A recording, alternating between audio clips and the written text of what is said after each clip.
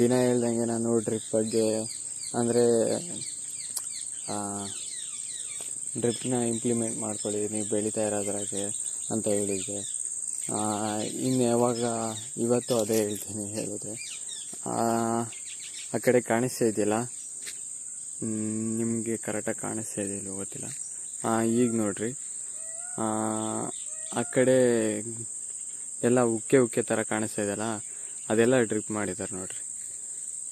ಏನಂತ ಅಂದರೆ, ಏನೇ ಬೆಳೆ ಬೆಳೆದ್ರು ನಾವು ಡ್ರಿಪ್ನ ಇಂಪ್ಲಿಮೆಂಟ್ ಮಾಡಿದ್ರೆ ಅದು ನಮಗೆ ಕಮ್ಮಿ ಕೆಲಸ ಆಗುತ್ತೆ ಮತ್ತು ಹೆಚ್ಚು ಇಳುವರಿಗಿಂತ ಕಮ್ಮಿ ಕೆಲಸ ಆಗುತ್ತೆ. ಹೆಚ್ಚು ಇಳುವರಿನೂ ಬರ್ಬೋದು, ಯಾಕೆಂದರೆ ಟೈಮ್ ಟು ಟೈಮ್ ನೀರು ಹೋಗುತ್ತಲ್ವ, ಹಂಗಾಗಿ. ಮತ್ತು ಕಳೆನೂ ಕಮ್ಮಿ ಆಗುತ್ತೆ. ತುಂಬ ಬೆನಿಫಿಟ್ಸ್ ಇದೆ ಇದನ್ನು ಮಾಡೋದ್ರಿಂದ. ಹಾಗೆ ನಮ್ಮ ಹೊಲದಲ್ಲಿ ಅದೇ